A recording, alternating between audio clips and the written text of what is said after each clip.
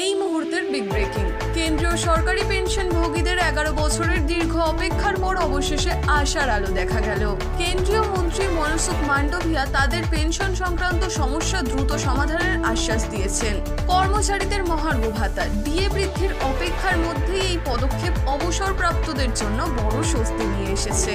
শনিবার ইপিএস 95 আন্দোলন কমিটির একটি প্রতিনিধি দল কেন্দ্রীয় মন্ত্রীর সঙ্গে দেখা করে তাদের দীর্ঘদিনের বকেয়া দাবিগুলো তুলে ধরেন। মন্ত্রী আশ্বাস দেন যে সরকার কর্মচারী পেনশন যোজনা ইপিএস 95 এর অধীনে থাকা 78 লক্ষ অবসরপ্রাপ্ত কর্মচারীর দাবি পূরণে ইতিবাচক পদক্ষেপ নিচ্ছে। পেনশনভোগীদের মূল দাবিগুলির মধ্যে রয়েছে পেনশন বৃদ্ধি, মাসিক ন্যূনতম পেনশন 7,500 টাকা করার দাবি, ডিএ অন্তর্ভুক্তি, মূল্যস্ফীতির সঙ্গে সামঞ্জস্য রাখতে পেনশনের সঙ্গে মহার্ঘ ভাতা ডিএ যোগ করা হয়, চিকিৎসা সুবিধা, পেনশনভোগী এবং তাদের স্বামী স্ত্রীর জন্য বিনামূল্যে চিকিৎসার ব্যবস্থা করা হয়। সংগঠন জানিয়েছে মন্ত্রীর ইতিবাচক দৃষ্টিভঙ্গি বহু পেনশনভোগীকে আশ্বান্বিত করেছে।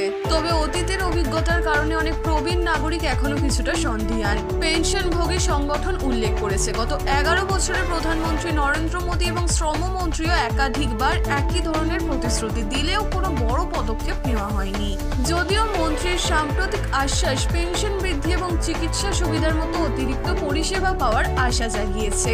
বহু বছরের অপেক্ষার পর এখন পেনশনভোগীরা সতর্ক আশাবাদী। তারা অপেক্ষা করছেন সরকার এইবার তাদের দাবি পূরণে দ্রুত ও বাস্তবসম্মত পদক্ষেপ নেয় কিনা।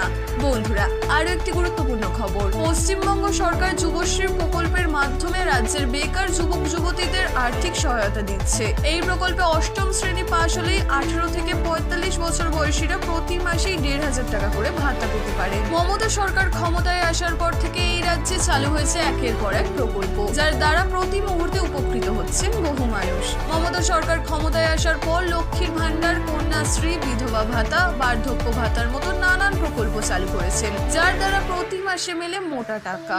এবার প্রকাশ্যে এলো আরো এক প্রকল্পের কথা। এবার 8 পাস করলেই মাসে মাসে পাবেন 1500 টাকা। বেকার যুবক যুবতীদের প্রতি মাসেই ভাতা দিচ্ছে মমতা সরকার। এই প্রকল্পের সুবিধা পেতে হলে এখনই আবেদন করতে পারেন। প্রকল্পের নাম যুবশ্রী। আপনার বয়স যদি হয় 18 থেকে 45 বছরের মধ্যে আর আপনি পশ্চিমবঙ্গের স্থায়ী বাসিন্দা হলে এই সুবিধা পেতে পারেন। তেমনই আবেদনকারী প্রত্যেকের এমপ্লয়মেন্ট ব্যাংকের নাম থাকতে হবে। মূলত যুব সমাজকে আর্থিকভাবে সহায়তা করতে এই সকল প্রকল্প এনেছে মমতা সরকার। এই প্রকল্পের জন্য আবেদন করতে দরকার voter card, Aadhaar card, PAN card, income certificate, bank account details, মাধ্যমিক ও উচ্চ মাধ্যমিকের ফলাফলের সার্টিফিকেট নিজের কাছে রাখুন। সঙ্গে রাখতে হবে 8ম শ্রেণীর সার্টিফিকেট। আবেদন করতে হলে সবার আগে এমপ্লয়মেন্ট ব্যাংক wp.gov.in সাইটে এন্ট্রি করুন। এরপর নিউ এনরোলমেন্ট জব সিকার অপশনে ক্লিক করে নিজের নাম, ঠিকানা, জন্ম তারিখ, শিক্ষাগত যোগ্যতা ও ফোন নাম্বার দিন। রেজিস্ট্রেশন সম্পন্ন হলে এমপ্লয়মেন্ট এক্সচেঞ্জ থেকে কার্ড পাবেন। এই কার্ড পেলে অ্যাপ্লাই ফর যুবশ্রী অপশন বেছে নিন। বন্ধুরা, এই মুহূর্তের আরো একটি গুরুত্বপূর্ণ খবর। দেশের প্রবীণ নাগরিকদের জীবনযাত্রায় স্বাচ্ছন্দ্য ও সম্মান ফিরিয়ে আনতে কেন্দ্রীয় সরকার ঐতিহাসিক পদক্ষেপ নিল। আগামী 1 নভেম্বর 2025 থেকে সারা দেশে চালু হতে চলেছে সিনিয়র সিটিজেন কার্ড 2025। কেন্দ্রীয় সামাজিক ন্যায় ও ক্ষমতায়ন মন্ত্রকের ঘোষণা অনুযায়ী এই কার্ডটি শুধুমাত্র একটি পরিচয়পত্র নয়, এটি প্রবীণ নাগরিকদের জন্য 7টি অত্যাবশ্যক সুবিধার পাসপোর্ট হিসেবে কাজ করবে। কর্মকর্তাদের মতে এক দেশ এক আইডি নীতির ভিত্তিতে এই পরিকল্পনাটি কার্যকর করা হচ্ছে, যার ফলে প্রবীণরা একটি মাত্র পরিচয়পত্রের মাধ্যমে সমস্ত সরকারি সুযোগ সুবিধা গ্রহণ করতে পারবেন।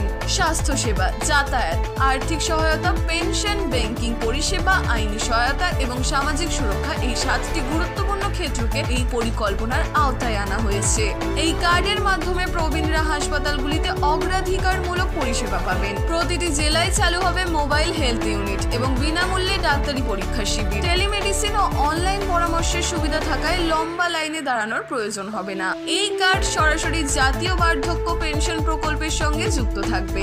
দারিদ্র্য সীমার নিচে বসবাসকারী প্রবীণদের পেনশন সরাসরি তাদের ব্যাংক অ্যাকাউন্টে জমা হবে। পাশাপাশি সিনিয়র সিটিজেন সেভিংস স্কিম এবং পিএম ব্যয় বন্দনা যোজনার মতো প্রকল্পে সুদের হার বৃদ্ধি করা হয়েছে, যা প্রবীণদের জন্য স্থায়ী আয়ের নিশ্চয়তা দেবে। রেল, বাস ও এয়ারলাইন সহ সমস্ত ধরনের যাতায়াতে প্রবীণ নাগরিকরা 30 থেকে 50% পর্যন্ত ছাড় পাবেন। তীর্থযাত্রা প্রকল্পের মাধ্যমে ধর্মীয় স্থানে ভ্রমণের জন্য আর্থিক সহায়তাও দেওয়া হবে। সম্পত্তি সংক্রান্ত বিবাদ, পেনশন বা প্রতারণার মতো ক্ষেত্রে বিনামূল্যে পরামর্শের জন্য প্রতি জেলায় আইনি সহায়তার ডেস্ক খোলা হবে। এছাড়া প্রবীণ নাগরিকদের জন্য ব্যাংকগুলিতে বিশেষ কাউন্টার তৈরি করা হবে, যাতে তারা দ্রুত ও সুবিধাজনক পরিষেবা পান। গ্রামীণ এলাকার প্রবীণরা ব্লক বা তহসিল কার্যালয়ে গিয়ে এই কার্ডের জন্য আবেদন করতে পারবেন। অন্যদিকে শহরাঞ্চলের নাগরিকরা এটি অনলাইন পোর্টাল থেকে ডাউনলোড করতে পারবেন। সরকার সমস্ত রাজ্যকে দ্রুততার সঙ্গে কার্ড বিতরণের কাজ সম্পন্ন করার অনুরোধ জানিয়েছে, যাতে দেশের প্রতিটি প্রান্তে এর সুবিধা পৌঁছানো নিশ্চিত হয়।